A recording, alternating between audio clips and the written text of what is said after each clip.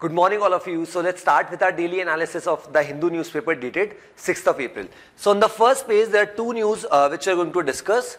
So first is about a recent statement which has been made by Supreme Court. So what the title of the news says, Supreme Court says, critical views on government policies not anti-establishment. So यहाँ पे क्या हुआ है, recently अगर हम देखें तो government के द्वारा कुछ स्टेप्स लिए गए थे और हमने कंटिन्यूस बेसिस पे देखा कि कुछ यूट्यूब चैनल्स अगर कुछ कहीं ना कहीं फेक न्यूज़ यहाँ पे फैला रहे हैं उनके खिलाफ सरकार एक्शन ले रही है, बैन ऑन चाइनीज ऐप्स हमने देखा था। और ऐसे में यहाँ पर क्या हुआ है कि there is a Malayalam based channel जिसका नाम है मीडिया वन, जिसको यहाँ पे सरकार ने जो है उसके ऊपर रोक लगा दी थी। जब ये कंट्रोवर्सी यहाँ पर आई थी तब यहाँ पे जो स्पेशली जो मीडिया वन के लोग हैं और काफ़ी सारे जो मीडिया आउटफिट्स के जो लोग हैं इवन ऑन ट्विटर और अदर सोशल मीडिया प्लेटफॉर्म्स, उनका ऐसा मानना था कि ये सरकार गलत कर रही है और यहाँ पे ऐसे जो लोग जो सरकार के पक्ष में बात नहीं कर रहे हैं उनके खिलाफ कड़ा एक्शन यहाँ पे लिया जा रहा है। अब यहाँ पे सुप्रीम कोर्ट ने कड़ा यहाँ पर अपनी टिप्पणी की है और सुप्रीम कोर्ट ने क्या कहा है, court lifts telecast ban on Malayalam channel media one, ठीक है, and says unguided and ad hoc use of sealed covers infringes natural justice and open justice. यहाँ पे दो चीजें गई। पहली चीज तो कि ये जो आपने किया है दैट इज ये जो मलयालम बेस्ड चैनल है इसको यहाँ पे जिस पे रोक लगा दी है इस रोक को जल्द से हटाया जाए और 4 हफ्ते का यहाँ पे सरकार को समय दिया है कि आप इस पे रोक हटाएं। और सेकेंड चीज कि कोई भी पर्सन या कोई भी न्यूज चैनल अगर सरकार के खिलाफ या बात कर रहा है या सरकार की कोई पॉलिसीज को क्रिटिसाइज कर रहा है तो दैट डजंट मीन कि वो एंटी एस्टेब्लिशमेंट है या वो देश के खिलाफ है, ऐसा नहीं है। बट अगर ऐसा है तो आप डेफिनेटली उस पर एक्शन ले सकते हैं, लेकिन अगर ऐसा नहीं है तो फिर जिस तरीके से आपने ये मलयालम बेस्ड न्यूज़ चैनल को यहाँ पे आपने कहीं ना कहीं बैन कर दिया वो गलत है। सेकंड चीज, हमने काफ़ी बार पिछले कुछ समय से यहाँ पे देखा है कि सरकार अपनी तरफ से कुछ कमिटीज़ के सजेशंस या फिर कुछ चीज़ें यहाँ पे एक सील्ड एनवलप में देती है, तो उस पर भी यहाँ पे सुप्रीम कोर्ट ने टिप्पणी की है कि ये जो तरीका है ये गलत है और कहीं ना कहीं इससे लोगों के जो कह सकते हैं पर्सनल लाइफ लिबर्टी जो फ्रीडम है उस पर कहीं ना कहीं इन्फ्रिंजमेंट यहाँ पे होता है। रीजन बीइंग अभी हमने रिसेंटली भी देखा था जिस तरीके से अडानी हिंडनबर्ग कंट्रोवर्सी थी तब सुप्रीम कोर्ट ने बोला कि हम कमेटी, तो यहाँ पे ये प्रश्न है कि इस कमेटी को हेड कौन करेगा। तब भी यहाँ पे सरकार ने क्या किया था, एक सील्ड एनवलप यहाँ पे दिया था सुप्रीम कोर्ट को, बट सुप्रीम कोर्ट ने उसका मना कर दिया था। ये जस्ट मैंने एक एग्जाम्पल दिया, बट यहाँ पे सुप्रीम कोर्ट की जो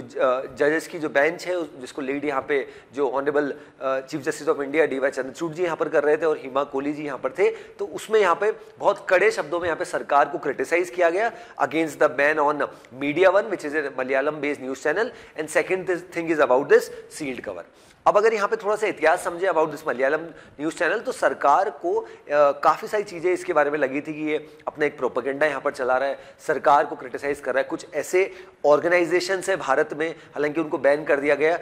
उससे भी इनके तार कहीं ना कहीं जुड़े और ये अपना जो एक एक्सट्रीमिस्ट माइंडसेट है उसको यहाँ पे आगे बढ़ा रहे हैं और उससे जो यूथ है, काफ़ी युवा है उनको यहाँ पे कहीं ना कहीं बरगल लाने की कोशिश यहाँ पे कर रहे हैं। तो इस वजह से यहाँ पे सरकार ने ये डिसीजन लिया था, बट अल्टीमेटली अब यहाँ पे सुप्रीम कोर्ट ने इसमें इंटरवीन किया है और सुप्रीम कोर्ट ने 4 हफ्ते का समय यहाँ पे सरकार को दिया है कि 4 महीने में आप जल्द से जल्द क्या करें, एक कमेटी बनाए, नॉट कमेटी बनाए, 4 हफ्ते का समय दिया है कि आप जल्द से जल्द ये जो आपने बैन किया है उसको वापस से रीइंस्टेट करें और क्या करें, ये जो बैन किया है उसको लिफ्ट किया जाए। So this was about this news. Then second news,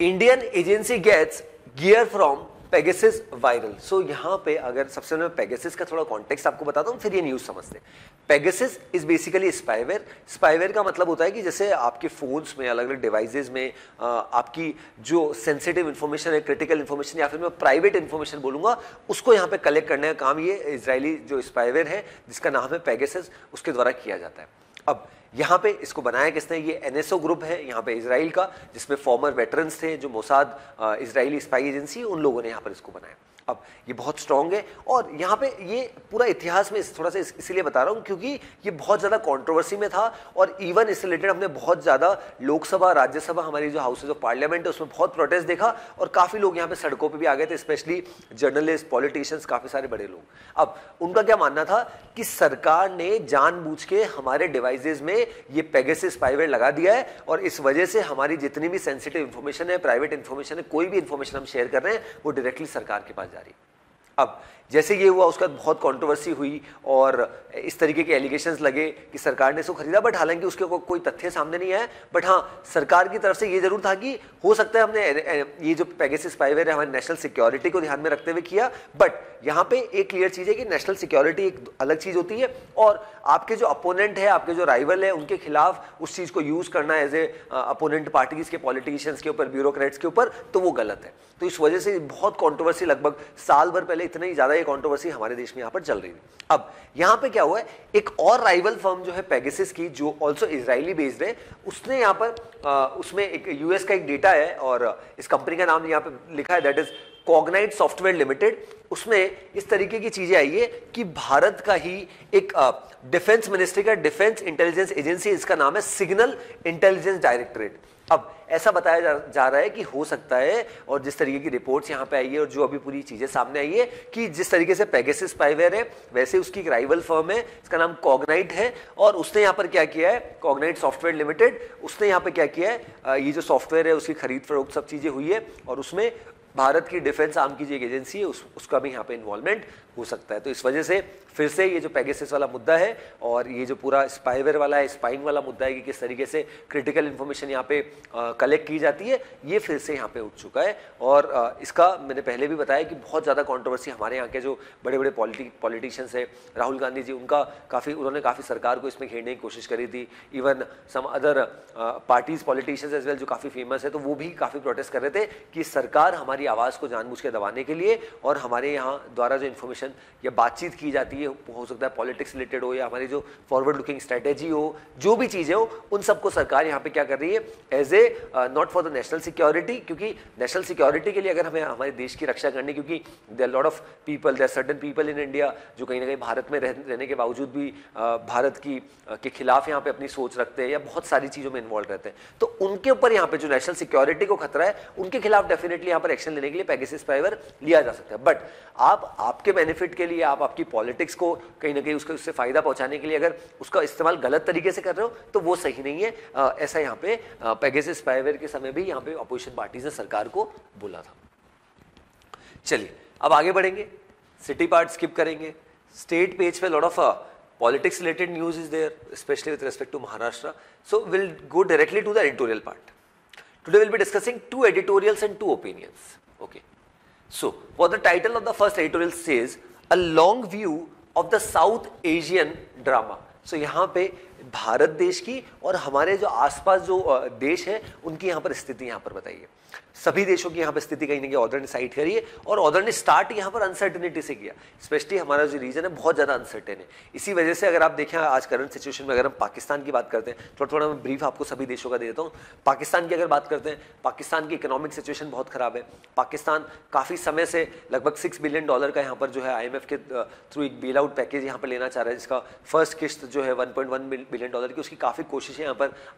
Pakistan की गवर्नमेंट के द्वारा की जा रही है, बट अभी तक कुछ उन्हें फ़ायदा नहीं मिला। और स्पेशली जो फूड एसेंशियल्स की जो इश्यूज हो रहे हैं, इन्फ्लेशन जो है रॉकेट हाई हो रहा है, लगभग 35% का इन्फ्लेशन यहाँ पर पाकिस्तान में हो चुका है, तो सिचुएशन बहुत खराब है। सेकेंड, श्रीलंका की बात करें, श्रीलंका भी ऐसी ही सिचुएशन से यहाँ पे गुजर रहा है, जहाँ पे श्रीलंका की फॉर्मर गवर्नमेंट जो राजापक्सा फैमिली इसको लीड करती थी, जिस तरीके से उनके द्वारा ऑर्गेनिक फार्मिंग लाई गई, उसके बाद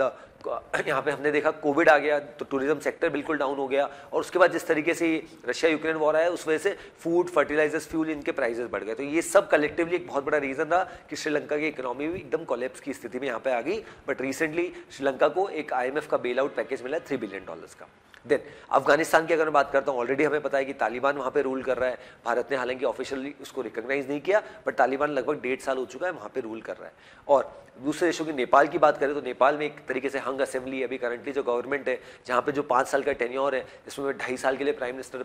पुष्प कुमार दहल प्रचंडा जी रहेंगे और बाद के 2.5 साल के जो प्राइम मिनिस्टर रहेंगे वो KP शर्मा ओली रहेंगे। देन म्यांमार की अगर बात करें तो ऑलरेडी वहाँ पर मिलिट्री कू हो चुका है। मिलिट्री कू का मतलब होता है तख्ता पलट। जब 1 फरवरी 2021 को जो फॉर्मर लीडर थी और एनएलडी पार्टी की जो चीफ है national league for democracy Aung सांग सू की, उनको डिटेन कर लिया गया था और उस समय के जो मिलिट्री के लीडर थे जनरल मिन ऑंग लैंग, उन्होंने यहाँ पर तख्ता पलट किया था। उन्होंने बोला था कि हमारे यहाँ पे डेमोक्रेसी खत्म हो चुकी है, हम मात्र 6 महीने के लिए यहाँ पे पावर में आना चाहते हैं और सब चीज़ों को नॉर्मलाइज करके और फिर से डेमोक्रेसी को रीइंस्टेट कर दिया जाएगा। बट आज लगभग 2 साल से ज़्यादा का समय हो चुका है और अभी तक भी कह सकते हैं कि एनएलडी पार्टी को तो हालांकि डिसॉल्व कर ही दिया गया है। ऑंग सांग सू की के ऊपर बार बार क्रिमिनल चार्जेस बहुत सारे लगाए जा रहे हैं और जनरल मिन ऑंग लैंग पूरा यहाँ पर सरकार को लीड कर रहे हैं। तो यहाँ पे अगर हम देखें तो हमारे स्पेशली जितने भी पड़ोसी देश है उनकी स्थिति बहुत खराब है और अगर नेबरिंग कंट्रीज में कुछ इश्यूज होते हैं या हमारे रीजन में कुछ इश्यूज होते हैं तो उसका डेफिनेटली इंपैक्ट हमारे देश पे पड़ता है। ऐसा ऑर्डर ने शॉर्ट में बताया, मैंने आपको पूरे देशों की स्थिति यहाँ पर बता दी, हालांकि सभी देशों का यहाँ पे बता रखा है ऑर्डर ने। फिर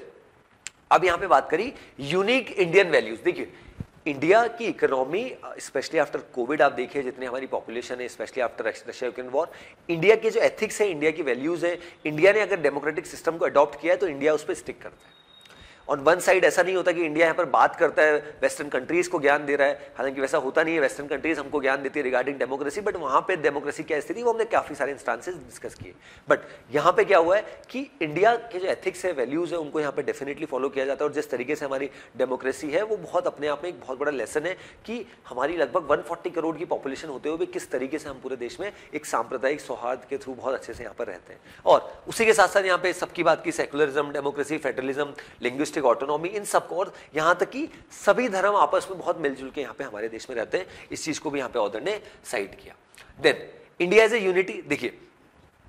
आज की बात नहीं है कि भारत की क्या स्थिति, अगर हम लगभग 400 साल पहले, 300 साल पहले, तब भी जब ब्रिटिशर्स हमारे यहाँ आए थे उसके पहले की भी स्थिति देखें तो इंडिया के यहाँ के जो एथिक्स थे, वैल्यूज थे, हमारे यहाँ पूरा जिस तरीके से चीजें थी, आयुर्वेदा, एवरीथिंग, तो वो उस समय भी बहुत पॉपुलर थे, राइट। तो ऐसा नहीं है कि एकदम से या कि हम आज़ाद हो गए तो एकदम से बहुत ज़्यादा भारत में डेवलपमेंट हो गया या उसके बाद चीज़ें चेंज हो गई, ऐसा नहीं है। बट इंडिया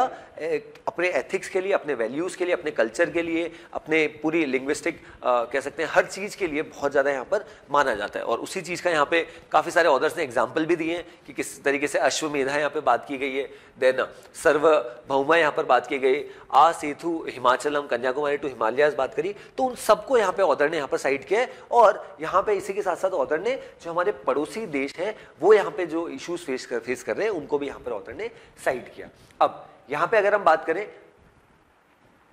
तो ऑथर ने यहाँ पर कीज टू कोएग्जिस्टेंस, देखिए अब हमें ये क्लैरिटी है और सभी देशों को पता है कि हम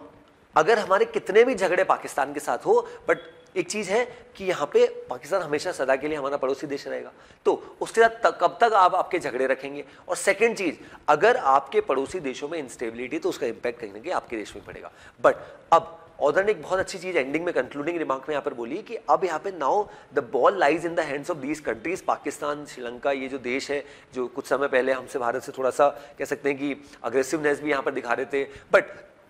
अगर जिस तरीके से भारत की इकोनॉमी ग्रो करी है और हर चीज में यहाँ पे करी है, अगर ये देश स्पेशली लाइक पाकिस्तान अगर ये भारत से मदद मांगते, को एग्जिस्टेंस से काम करते, साथ मिलजुल के काम करते, तो आज इन देशों की वैसी दुर्दशा नहीं होती जो ऐसी हो रखी है। ये आज इन देशों की जो स्थिति है जहाँ पे इन्फ्लेशन की बात करो, बेल आउट पैकेजेस की बात करो, लोगों की स्थिति देखो, लोगों की पर कैपिटा इनकम देखो, हर पैरामीटर में आप देखो तो हम इनसे कई गुना आगे।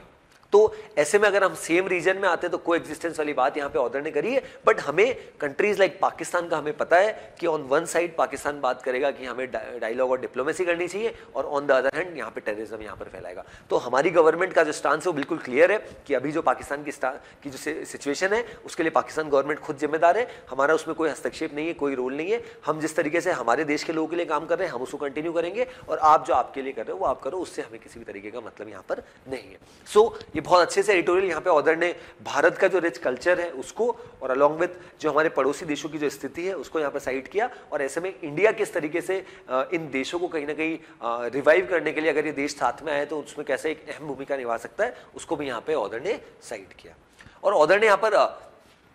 कुछ इंपॉर्टेंट चीजें एक और बताई थी कि एक India relation with her neighbours, यहाँ पर के सुब्रमण्यम जी ने यहाँ पर जो इंडिया के स्ट्रेटेजिक अफेयर्स कम्युनिटी के चीफ थे, उन्होंने यहाँ पर एक बहुत अच्छी यहाँ पर कह सकते हैं उल्लेख किया, उसमें बहुत सारी चीजें बताई। तो वो जो चीजें उन्होंने 1987 में बताई थी वो चीजें आज कहीं ना कहीं सत्य हो रही है। तो इस वजह से भी ऑथर ने बोला कि वो कितने विजनरी और किस तरीके से उन्होंने पूरा अपना विजन यहाँ पे बताया था, स्पेशली साउथ एशियन रीजन में। देन द सेकेंड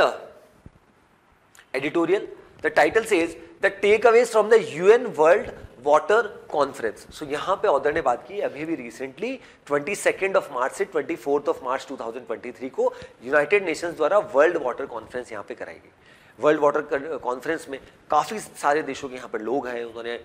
स्पेशली ये लगभग पिछले 50 साल में अगर हम देखें तो एक बहुत बड़ी कॉन्फ्रेंस थी, और जिसमें यहाँ पर प्रमुख जो मुद्दा था कि किस तरीके से जो पीने वाला जो पानी है उसको यहाँ पे बचाने की कोशिश की जाए। अब यहाँ पे अगर वाटर के लिए देखा जाए तो ये यहाँ पे ऑथर ने साइड भी किया कि जो हमारा वाटर एक्शन एजेंडा है 2018 से 2028, उसमें एक मिड लेवल की यहाँ पर एक रिव्यू मीटिंग भी हो गई, और उसी के साथ साथ जो हमारा सस्टेनेबल डेवलपमेंट गोल 6 भी है, उसमें जहाँ पर हम बात करते हैं कि sustainable management of water and sanitation for all, तो उसमें भी यहाँ पर ये कहीं ना कहीं हेल्प करेगा। और यहाँ पे ऑथर ने बोला कि क्या क्या कमिटमेंट्स हुए, लगभग 670 से ज्यादा कमिटमेंट्स यहाँ पे हुए, 164 गवर्नमेंट्स यहाँ पे, more than 100 countries, 150 countries, 75 multilateral organisations have made commitments. So काफी सारी चीजें यहाँ पर कमिटमेंट्स, बड़ी बड़ी चीजें यहाँ पर बात हुई, और उन सब के ऊपर डेफिनेटली यहाँ पर काम होना चाहिए, ऐसा यहाँ पर ऑथर ने बताया। अब यहाँ पे एक सबसे बड़ी प्रॉब्लम कि ऑथर ने बोला कि poor finances, poor water services. देखिए आज अगर हम देखें जहां पे कुछ डेवलप्ड कंट्रीज या डेवलपिंग कंट्रीज वाटर के को लेके उन्होंने बहुत सारे रिसोर्सेज डेवलप करे ताकि अपने लोगों को फ्रेश वाटर यहां पे प्रोवाइड किया जा सके, बट वही चीज अगर हम बात करें काफी सारी डेवलपिंग कंट्रीज या अंडर डेवलप कंट्रीज, वहां पे स्थिति खराब है। तो अब यहाँ पे जिस तरीके से हम क्लाइमेट चेंज रिलेटेड इश्यूज पढ़ते हैं तो वहां पे भी हमने देखा कि डेवलप कंट्रीज को यहाँ पर इनिशिएशन लेना चाहिए, और developing countries, under develop countries जिन देशों को जरूरत है उनको यहाँ पे एडिक्वेट फाइनेंस प्रोवाइड करने की जरूरत है, बट वैसा नहीं हो पाता। इस वजह से ही हम देखते हैं कि क्लाइमेट चेंज रिलेटेड जो चेंजेस डेवलप नेशन चल रहे हैं या हमारे जैसे डेवलपिंग कंट्रीज कर रहे हैं, वैसा अंडर डेवलप कंट्रीज नहीं कर पा रहे। Reason being because of paucity और स्कैरसिटी ऑफ फंड्स। अब अगर मैं यहाँ पे बात करूँ, हमने काफ़ी सारी चीज़ों को यहाँ पे ऑथर ने यहाँ पे साइड किया। दैट इज़ पैसा ही अपने आप में एक बहुत बड़ी समस्या है, और वॉश करके एक facility that is water and sanitation service, उसको यहाँ पे बताया किस तरीके से उसकी कॉस्टिंग यहाँ पे बढ़ रही है, किस तरीके से भारत इसमें काम कर सकता है, और इंडिया ने भी अपने जो टारगेट्स यहाँ पे रखे हैं और इंडिया किस तरीके से इस पर काम करने वाला है उसको भी ऑथर ने साइड किया। कुछ वर्ल्ड बैंक की स्टडी है उसको भी यहाँ पे बताया कि किस तरीके से एक क्लाइमेट चेंज जिस तरीके से अपने आप में बहुत बड़ा मुद्दा है, वैसे ही पानी भी अपने आप में बहुत बड़ी कह सकते हैं कि एक टूल है किसके थ्रू अगर हमें ह्यूमैनिटी को बचा के रखना है, सभी देशों को बचा के रखना, क्योंकि इसके थ्रू ही कहीं ना कहीं जीवन है। अब यहाँ पे इंडिया ने क्या किया, इंडिया ने भी कमिटमेंट्स किए, दैट इज $240 बिलियन का यहाँ पर इस सेक्टर में यहाँ पर इन्वेस्ट किया जाएगा, और बहुत सारी चीज़ों में जो ग्राउंड वाटर एक्सट्रैक्शन है भारत में, इसको 58% से 63% यहाँ पे किया गया 2004 से 2017, इसको भी यहाँ पे साइड किया गया, और बहुत सारी चीज़ें। बट यहाँ पे ऑथर ने ये बोला कि हर अलग अलग प्लेटफॉर्म्स पे हम देखते हैं कि जब ऐसी बड़ी बड़ी मीटिंग्स होती है तो बहुत बड़े बड़े कमिटमेंट्स होते हैं, बट यहाँ पे ऑथर ने इसी चीज को हाईलाइट किया कि कमिटमेंट्स होना और एक्चुअल में उस पर धरातल पे इंप्लीमेंटेशन होना, उसमें बहुत फर्क है। ये हमने काफी बार देखा। इस चीज को यहाँ पे ऑथर ने साइड किया दैट, इसको कंक्लूडिंग रिमार्क इसको रीड करते हैं, that voluntary commitments are becoming an important feature in the environment law. जब हम बात करते हैं क्लाइमेट चेंज की, तो क्लाइमेट चेंज की जब मीटिंग होती है हर साल कॉन्फ्रेंस ऑफ पार्टीज की, तो बड़े बड़े देश या छोटे देश बहुत बड़े बड़े कमिटमेंट्स कर जाते हैं। Then but there is difficult issue of accountability, क्योंकि उनसे कोई पूछने वाला नहीं है। Commitments made by the states with different formats and with different content post challenge in terms of monitoring compliance with each commitment. कोई बेस इनका simple तो है ही नहीं, सबके अपने अलग अलग बेस है, सबके अपने अपने अलग अलग पैरामीटर्स हैं। ना कोई बहुत बड़ा इंटरनेशनल ऑर्गेनाइजेशन जो सारे जो कह सकते हैं देशों के ऊपर एक वॉचडॉग का काम कर रहा हो कि देख रहा हो कि आप क्या इस पे काम कर रहे हैं। And voluntary commitments are perhaps just an necessary step in the face of inaction. एक तरीके से कि आपको उस चीज से कहीं ना कहीं पीछा छुड़ाना है तो आपने कुछ वॉलंटरी आगे होके ही कमिटमेंट्स कर दे, मतलब आपके ऊपर वो चीज थोपी नहीं गई। अगर वो सभी देशों के ऊपर एक समान थोपी गई है तो फिर उसका कह सकते हैं कि अकाउंटेबिलिटी प्रॉपर है। बट कुछ एक देश का अगर कुछ टारगेट है 2070, किसी का 2050, किसी का 2040, तो उसको मैप करना ही अपने आप में बहुत बड़ी समस्या है। रादर एक स्टैंडर्ड टारगेट हो ताकि उसको अचीव किया जा सके। बट जब इन कुछ देशों के द्वारा वॉलंटरी कमिटमेंट्स किए जाते हैं तो ऐसा बताया जाता है कि इसको बहुत अपलॉड किया जाता है। बट एक तरीके से ऑथर ने बहुत अच्छी चीज बोली कि voluntary commitments are perhaps just a necessary step in the face of inaction, की इतना कुछ होना नहीं है, बट हम आगे होके क्या कर दो, अपनी तरफ से प्रक्रिया दे दो, अपनी तरफ से यहाँ पे स्टेटमेंट दे दो। अगर हो गया उससे रिलेटेड काम तो अच्छी बात है, नहीं हुआ तो भी कोई बात नहीं। सो this was about this world water conference जो रिसेंटली यहाँ पर 22 एंड 24 ऑफ मार्च को यहाँ पर हुई थी. Then next news, next is about the growth math. Resurging oil prices, tight money may dent consumption, investment hope. So यहाँ पे रिसेंटली हमने देखा था वर्ल्ड बैंक की एक रिपोर्ट आई थी और उस रिपोर्ट में भारत का जो कह सकते हैं ग्रोथ फोरकास्ट है 2023-2024 को 4 का उसको कम किया है और 6.3% पे यहाँ पे रखा है. तो उसी चीज़ को यहाँ पर ऑथर ने साइड किया कि क्या रीजन हो सकते हैं. कल भी हमने हमारे न्यूज़पेपर एनालिसिस में डिस्कस किया था कि इसके क्या रीजन हो सकते हैं और क्यों बार बार, क्योंकि अगर करंट सिचुएशन आप देखें तो वर्ल्ड लेवल पे, ग्लोबल लेवल पे जो इश्यूज हो रहे हैं, प्लस डिमांड में कमी आ रही है, कंजप्शन में कमी आ रही है, प्लस हमारी जो ओवरऑल पब्लिक बोरोइंग है वो अपने आप में बढ़ती जा रही है, जो लोन्स हम ले रहे हैं, हमारी गवर्नमेंट जो ले रही है, तो उन सब की वजह से कलेक्टिवली वो कारण रहा कि जिस तरीके से हमने इसको कम किया. हालांकि अगर हम देखें, ऑथर ने इस चीज़ को साइड किया इस ओपिनियन में कि पहले भी अगर हम देखें, कंपेयर करते हैं कि क्या सिचुएशन हमारे देश में थी, जिस तरीके से हमने जो हमारे वी अनंत नागेश्वरन ने इकोनॉमिक सर्वे में बताया था 2022-2023 का, और उसके बाद एक ही दिन बाद 1 फरवरी 2023 को जो honourable finance minister Shrimati Nirmala Sitharaman ji, उन्होंने बजट में काफ़ी सारी चीज़ें बताई थी. तो ऐसे में उस समय भी हमने हमारा जो ग्रोथ फोरकास्ट है उसको 6.5% से 7% तक रखा था और हमने ये भी क्लियर किया था कि हमें पॉजिटिव साइड पे रहेंगे, मतलब हायर साइड पे रहेंगे. बट अभी यहाँ पर जिस तरीके से नए नए आउटलुक आ रहे हैं और अभी भी एशियन डेवलपमेंट बैंक ने भी जिस तरीके से भारत की जो ग्रोथ फोरकास्ट है उसको यहाँ पर 7.2% से 6.4% कर दिया, तो उसके भी यहाँ पर रीजन साइड किए गए कि स्पेशली ग्लोबली अगर जो इश्यूज है या ग्लोबली जो चीजें चल रही है वो उसका भी अपने आप में बहुत बड़ा इंपैक्ट यहाँ पे हो जाता है. उस चीज को भी यहाँ पे ऑथर ने साइड किया और न केवल भारत का बट कुछ दूसरे देशों का, रिसेंटली आरबीआई के द्वारा भी कुछ रिपोर्ट आई है, सेबी ने भी कुछ रिपोर्ट्स यहाँ पे निकाली है, उसको भी यहाँ पे ऑथर ने साइड किया है. और ऑथर ने यहाँ पर ये भी बताया कि अभी पिक्चर इतनी क्लियर नहीं है. रीजन बीइंग, जब ये जो फाइनल क्वार्टर था जनवरी टू मार्च 2023, उसके जब रिजल्ट फाइनली आएंगे, जब ऑडिट होगी सभी बैलेंस शीट्स की सबकी मई 2023 तक, तब और क्लैरिटी आएगी कि हम किस तरीके से यहाँ पर ग्रो करने वाले हैं. चलिए आगे बढ़ते हैं. Then imagine slur, Rahul's appeal needs urgent hearing lest it becomes dangerous precedent. So this is basically about the disqualification of Rahul Gandhi ji. Recently हमने देखा था कि जो जिस तरीके से उनको 2 साल के लिए यहाँ पर सजा सुनाई गई थी by the Surat district magistrate, और उसके बाद डिस्क्वालिफिकेशन नेक्स्ट डे हो गया लोकसभा सेक्रेटरीट के थ्रू, और अब यहाँ पे उनका जो ओवरऑल जिस तरीके से उनको बेल यहाँ पर मिल गई है, तो अब यहाँ पे ऑथर का ये मानना है कि पहली चीज़ तो गलत हुई है कि 2 साल की सजा, फिर नेक्स्ट डे लोकसभा सेक्रेटरीट के थ्रू आ गया. तो ऑथर ने यहाँ पर क्रिटिसाइज किया गवर्नमेंट को जिस तरीके से पूरा यहाँ पर एक्शन हुआ. अब यहाँ पे ऑथर ने यहाँ पर कुछ सेक्शंस को फ्रेम किया है. Section 499 of IPC, Indian penal code, उसकी बात की है, और बाकी सारे कुछ और एक्ट्स की लॉज की बात करी. और ऑथर का ऐसा मानना है कि अगर ये जल्द से जल्द नहीं हुआ तो कहीं ना कहीं इसमें अगर और डिले होता है तो वो और कहीं ना कहीं गलत है. और रादर जो अपोजिशन के एक सबसे बड़े नेता है और कहीं ना कहीं वोकली बहुत ज्यादा यहाँ पर बीजेपी गवर्नमेंट को क्रिटिसाइज कर रहे हैं, उनकी आवाज को दबाने की भी यहाँ पर कोशिश की जा रही है. ये क्लियरली यहाँ पे बोला, और इसी वजह से ऑथर का मानना है that Rahul's appeal needs urgent hearing lest or otherwise it will become a dangerous president, जिसपे यहाँ पर कुछ भी बातचीत नहीं हो पाएगी. और यहाँ पे किस तरीके से 2 साल की जेल हो गई, किस तरीके से नेक्स्ट डे लोकसभा सेक्रेटरीट से डिस्क्वालिफिकेशन आ गया, उस चीज़ को भी यहाँ पे ऑथर ने साइट यहाँ पे किया. और इसका कंप्लीट एनालिसिस हमने कह सकते हैं पिछले 3 से 4 दिन में, अगर आप देखें न्यूज़पेपर एनालिसिस में, बहुत अच्छे से पढ़ा है. Even on the explain section we had discuss कि क्यों यहाँ पर डिस्क्वालिफिकेशन हुआ, कौन सा सेक्शन आया था, section 8 clause 3 of representation of people's act 1950, और इसको बहुत अच्छे से हमने ऑलरेडी डिस्कस यहाँ पे किया. चलिए now will move to the explain section. Explain section में अभी रिसेंटली हमने देखा था यूपीआई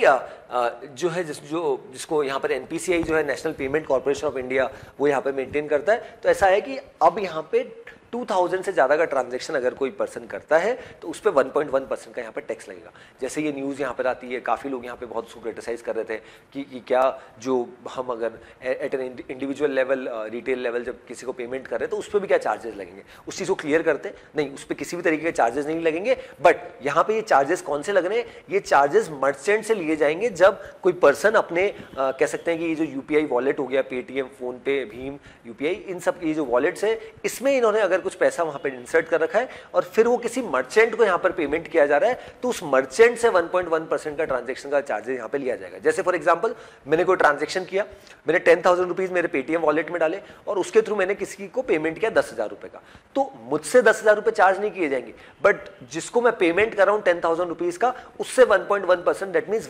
110 रुपीज यहां पे लेवी किए जाएंगे और जो पेमेंट एग्रीगेटर है उसको यहां पे पेमेंट कर दिया जाएगा. अब जैसे ही ये न्यूज यहां पर आ जाती है तो इसका क्या मायने थे, क्योंकि इतने समय तक हम देख रहे थे कि पूरा ये जो यूपीआई चल रहा था, इस पे हालांकि सरकार को बहुत कॉस्टिंग आती है। इवन जब हम इंटर बैंक ट्रांजेक्शंस करते हैं, जब मेरा बैंक अगर एसबीआई है, आपका एचडीएफसी है, तो उस तरीके के पेमेंट होते हैं, तो उन बैंक के बीच में ट्रांजेक्शन होता है, उसके चार्जेस लगते हैं, बट वो अभी तक हम पे चार्ज नहीं किए जाते थे। बट अब फाइनली उसको स्टार्ट किया गया और इसके लिए जो लिमिट रखी गई है 1.1%। बट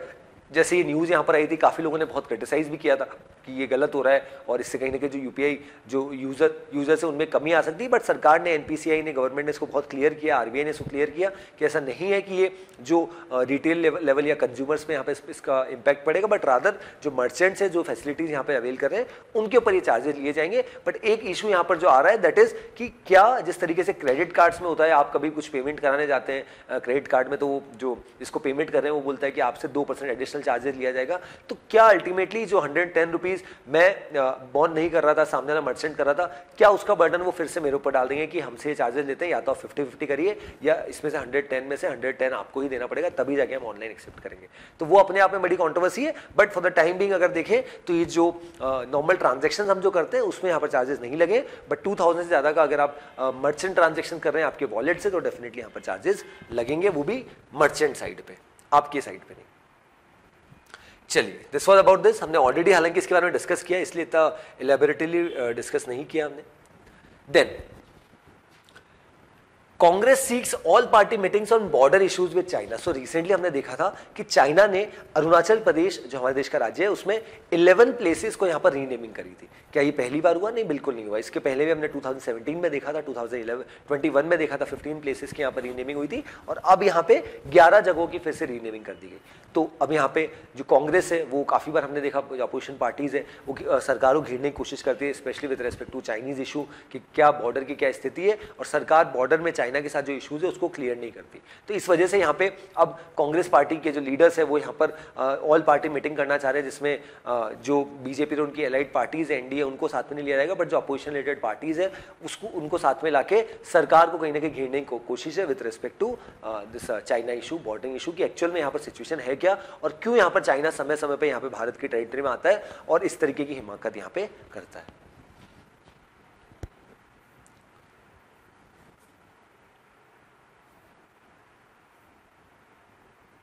देन नेक्स्ट न्यूज, हमारी ऑनरेबल प्रेसिडेंट श्रीमती द्रौपदी मुर्मू जी के द्वारा यहाँ पे काफी सारे लोगों को जो है पद्मा अवार्ड्स यहाँ पे दिए गए, और उसमें as you can see in the photograph former chief minister of Uttar Pradesh Akhilesh Yadav ji, क्योंकि इनके जब पिताजी का भी रिसेंटली देहांत हुआ आदरणीय मुलायम सिंह जी का, तब उनको यहाँ पर सरकार ने पद्म विभूषण से यहाँ पर नवाजा गया पोस्टह्यूमसली। तो अब ये अवार्ड जो है उनके बेटे यहाँ पर रिसीव कर रहे हैं from our honourable president Shrimati Droupadi Murmu. उनके अलावा काफ़ी दूसरे लोगों को भी यहाँ पे दिया गया, दैट इज लेट दिलीप महालनबिस, उनको भी दिया गया, जो मेडिकल प्रोफेशनल यहाँ पर थे, और उनका काफ़ी ORS में काफ़ी उनका काफ़ी काम था। और उसके अलावा author and philanthropist Sudha Murthy ji, physicist Deepak Dhar, काफ़ी सारे लोग हैं, SL Bhyrappa, Vedic scholar Tridandi Chinna GR Swami ji, काफ़ी सारे लोगों को यहाँ पर पद्म भूषण से भी यहाँ पर नवाजा गया है, और पद्म विभूषण भी यहाँ पे मुलायम सिंह जी को यहाँ पे दिया गया है। So this was about this news. चलिए, now will move to the world section. So in the world section, what the news says, defendant Trump slams criminal charges as insult to our country। so ये जब से यहाँ पर ये controversy start हुई है Donald Trump की regarding hush money की, उनके यहाँ पर स्टॉर्मी डैनियल्स जो एक फीमेल पॉर्न स्टार है उनके साथ रिलेशंस है, और उसके बाद जिस तरीके से पूरी कंट्रोवर्सी हुई, तो जिस तरीके से ग्रैंड जूरी का भी यहाँ पे डिसीजन आया, तो अब यहाँ पे डोनाल्ड ट्रम्प जिस तरीके से न्यूयॉर्क में गए, इस तरीके से उन्होंने एज यू कैन सी यहाँ पे जो है क्रिमिनल चार्जेस के लिए यहाँ पे मैनहट्टन क्रिमिनल कोर्ट पे भी यहाँ पर वो न्यूयॉर्क में बैठे थे। तो उसके बाद क्या हुआ यहाँ पे करंट सिचुएशन में कि कुछ लोग जिस तरीके से यहाँ पर प्लेकार्ड्स लेके अगेंस्ट में स्लोगन्स यहाँ पर रेस कर रहे थे, और जो डोनाल्ड ट्रम्प के सपोर्टर्स है वो काफ़ी कहीं ना कहीं वोकल थे कि गलत किया जा रहा है। अब डोनाल्ड ट्रम्प ने भी इसके बाद यहाँ पे स्टेटमेंट दिया कि ये जानबूझ के मेरी इमेज को डेंट करने की कोशिश की जा रही है, और उन्होंने ये भी बोला कि this is basically insult to our country. That means ये अमेरिका के 200 साल के इतिहास में पहली बार हो रहा है कि कोई फॉर्मर प्रेसिडेंट है या करंट प्रेसिडेंट है, उसको यहाँ पे उसके साथ क्या हो रहा है, क्रिमिनल चार्जेस इस तरीके के फेस किए जा रहे हैं, specially with respect to hush money. अब ये पूरी कंट्रोवर्सी हमने ऑलरेडी डिस्कस करी है कि बेसिकली हुआ क्या और किस तरीके से जो एक $130 मिलियन का जिस तरीके से $130,000 का जिस तरीके से पेमेंट यहाँ पे स्टॉर्मी डैनियल्स को यहाँ पर किया गया through an advocate Michael Cohen जो डोनाल्ड ट्रंप के ही एडवोकेट है। तो अब यहाँ पे जो इवन डोनाल्ड ट्रंप के जो लॉयर्स हैं उनका भी ऐसा मानना है कि ये जानबूझ के डोनाल्ड ट्रंप की इमेज को खराब करने की कोशिश की जा रही है और नेक्स्ट ईयर जिस तरीके से इलेक्शंस है वो भी एक अपने आप में बड़ा रीजन है। और एक फॉर्मर प्रेसिडेंट पे इस तरीके के क्रिमिनल चार्जेस लगाना, this is basically an insult to America और इंसल्ट टू आवर कंट्री, ऐसा भी यहाँ पे डोनाल्ड ट्रंप ने उनके लॉयर्स ने इस चीज को बार बार रिआइट्रेट यहाँ पे किया है। चलिए आगे बढ़ते हैं। Then next news, SARS-CoV-2 virus not found in animal samples from Hunan seafood market, says study। So recently study आई है और उसने काफ़ी सारे सैंपल्स यहाँ पे कलेक्ट किए। चाइना में जाके लगभग 1380 सैंपल्स वर कलेक्टेड और उसके बाद क्योंकि काफ़ी सारे एलिगेशंस थे कि चाइना से आया, अब चाइना की लैब में आया या फिर चाइना का जो वो नॉनवेज मार्केट है वुहान में उससे आया, तो वो बहुत कह सकते हैं सिचुएशन अनक्लियर सी थी। अब यहाँ पे क्या हुआ, स्टडी ने यहाँ पर पूरी स्टडी करी है और क्योंकि बीच में यहाँ पर ये भी था कि एक रकून डॉग्स के थ्रू ये पूरा वर्ल्ड में यहाँ पर ही फैला है, बट अब स्टडी ने जिस तरीके से पूरी फाइंडिंग्स करी है उसके बाद ये क्लियर किया है कि ऐसा नहीं है कि ये जो सार्स कोविड है यहाँ पर चाइना से फैला है या फिर ये जो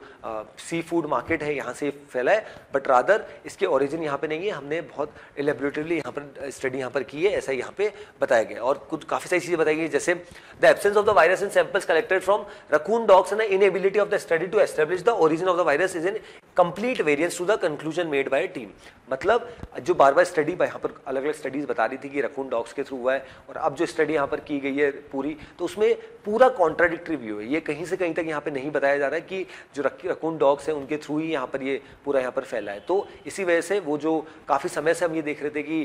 ये स्टडी की जा रही है और किस तरीके से काफ़ी लोगों के ऐसे एलिगेशन थे कि ये जो पूरा मार्केट है यहीं से ये फैला है, ऐसा नहीं है, ऐसा यहाँ पे स्टडी ने क्लियर यहाँ पे किया है। चलिए, so herein I conclude with today's session. So that's all from my side. Thanks for watching.